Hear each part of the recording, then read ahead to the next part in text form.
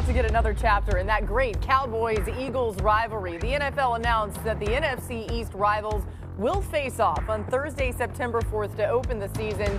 By the way, that's just 115 days and change. It's coming, okay? It'll be here before we know it. Get your countdowns ready to go. I've got one on my phone. I'm just kidding. Welcome to NFL Live. Mina Kimes, Damian Woody, Dan Graziano here for the hour. Remember, the full NFL schedule release happens Wednesday, 8 Eastern on ESPN2. We'll be here for that. But let's get back to how the season will start. As we told you, Cowboys-Eagles. Here's a look at some of the biggest moves that each team made. The Cowboys had a very quiet free agency, but they traded for George Pickens and then added guard Tyler Booker in the draft, pass rusher Donovan Ezeraku, corner Siobhan Rebel, and Eagles, they saw a bunch of key defensive players like Milton Williams and Josh Sweat leave in free agency. They did add linebacker Jahad Campbell and safety Andrew Makuba in the draft, and they brought in Adoree Jackson and Azeez Ojulari in free agency. We wondered how the Eagles specifically would fill a lot of voids. Well, the Cowboys too. But, Mina, let's start with the Eagles adding youth on the defense as they lost 4 starters from that group that won the Super Bowl.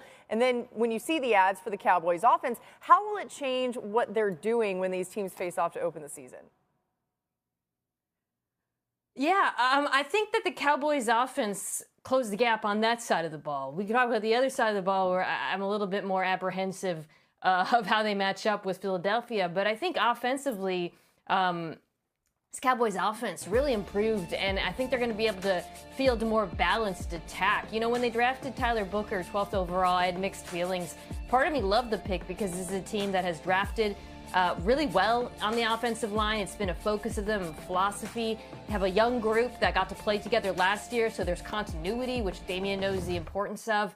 But I also felt like, dang, like really? No wide receivers for Dak Prescott, CeeDee Lamb getting double teamed. Then you go out and bring George Pickens, and suddenly it feels like the plan came together. Because of those receivers, they're going to face lighter boxes. They're going to be able to run the football better, I think, than they did last year. And it's going to be a handful for this Eagles defense, as good as they were last season. Yeah, Mina, you touched upon it. I think the real key for the Dallas Cowboys is how well their offensive line comes together. This is a young unit. They've invested a lot of draft capital into this offensive line, and so we saw them struggle last year. But I think as, you know, with continuity, those guys start to trust each other and start playing better. And I think for this whole thing to come together for the Dallas Cowboys on offense, the offensive line and that rushing attack is going to be the key, because last year the Dallas Cowboys were 27th in rushing. I think that's too, you know, you don't want to be too top-heavy going, especially going up against a team like the Philadelphia Eagles. So if this offensive line comes together, boy, they have something cooking in Dallas. And remember, the biggest upgrade the Cowboys will make on offense is the return to health of their starting quarterback, Dak Prescott, who missed the second half of last season with an injury. When he's been healthy, they have generally been a good team. 6 seasons in the NFL that he has finished fully healthy. They've won the division in 4 of them. So they believe that that'll be a big help regardless of what else they did. But yes, Brian Schottenheimer, now the head coach, overseeing the offense. His mandate is to get that run game functioning better. They think the draft pick of Tyler Booker will help. They've added a couple pieces at the running back position in free agency, but they could still poke around. There are potential trades out there, so they'll keep their eyes open for that. But yes, the George Pickens addition gives them the number 2 wide receiver they were looking for since the start of the offseason. Mina, I believe if Teteroa McMillan had still been there at 12, he's probably their pick. But since he wasn't, they went with the guy in Tyler Booker, who they had ranked as their top offensive lineman in the entire draft. Yeah, a reminder that Dak Prescott missed both of the games against the Eagles last season, so certainly this Cowboys team looks a lot different with him at the helm. Mina, when you look at the Eagles offense, the biggest change, new offensive coordinator Kevin Patullo, who they promoted from within. Now, the last time they did that, of course, it didn't go well. This, by the way, Jalen Hurts' 12th play caller in 10 years. What's key for the Eagles to be more successful this time around?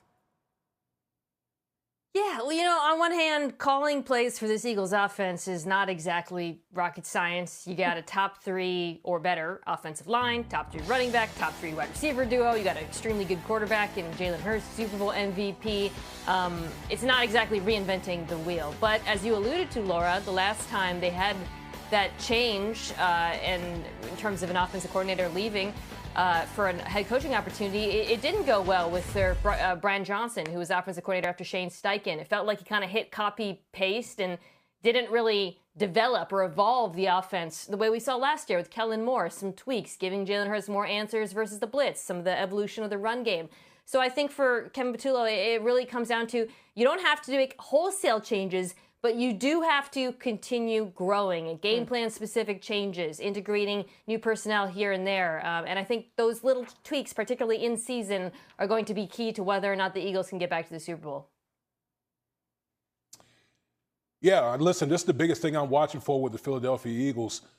Listen, I don't expect wholesale changes offensively because, when you have the personnel that the Philadelphia Eagles have, there's no reason to do that. But every offensive coordinator have their own way of calling plays. And so that bears watching. And I think the biggest thing when you talk about a new offensive coordinator is how well they adjust in game. I think that's the biggest thing that we're going to see, how well, from series to series, half to half, how well, the new offensive coordinator will be able to adjust. I think that's going to go a long way to kind of ease and maybe some concerns going into the season on that side of the ball. Again, Thursday, September 4th, it kicks off the 2025 NFL season between the Cowboys and Eagles. By the way, ESPN Bet has the line out for Week 1. Eagles, early 7-point favorites. They are the defending Super Bowl champs. News out of Cincinnati to get to you guys. Trey Hendrickson made this statement today to ESPN, quote, "No communication has taken place between my camp and the organization post-draft. The offers prior to the draft did not reflect the vision we shared and were promised last offseason if I continue to play at a high level.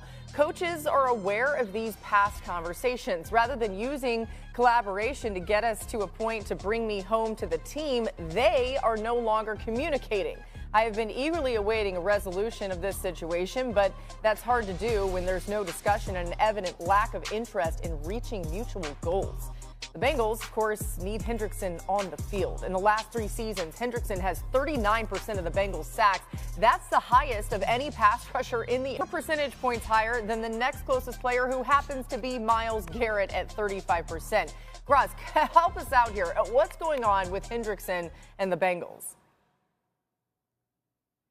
Obviously, he's frustrated that the Bengals haven't offered him what he feels he deserves, and he's frustrated at the pace of the negotiations. Now, we have heard from Bengals front office people earlier this offseason. They feel that they've made fair offers to Trey Hendrickson and that he should be happy with them, but he's obviously not. Look, he says no communication since the draft. The draft was 2 weeks ago, so that's not necessarily like a massive gulf of time, and certainly no deadlines have been missed. But when the Bengals have had issues getting veterans signed to extensions in the past, the issue has been future year guarantees. They have traditionally not guaranteed any money beyond the first year of the contract in these veteran deals. They made exceptions for Joe Burrow and most recently Jamar Chase and T. Higgins. So if you're Trey Hendrickson, you just led the league in sacks, you're probably thinking, well, why not me too?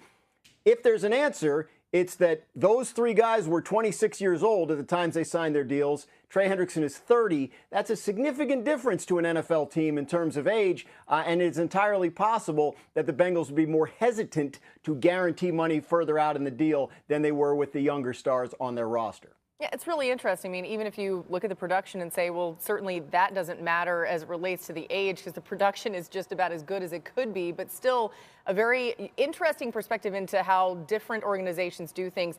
Damian, what do you think of the public negotiations by Hendrickson? Because maybe this was avoidable, but now it's all out there, right? The Bengals are doing so well. They were doing so well. They signed both of the wide receivers, and it seems like the Bengals have gone back bangling again with Trey Hendrickson. I mean, you're talking about a guy over the last 2 seasons has 35 sacks. Like, literally, this is one of the best defensive players that we have in our game. And we saw how bad this Bengals defense was. You bring in, you replace Lou Anarumo, and you bring in Al Golden as the new defense coordinator. You don't think Al Golden wants or needs Trey Hendrickson back on that defense to get to revitalize that defense? So it's just unfortunate that it's gotten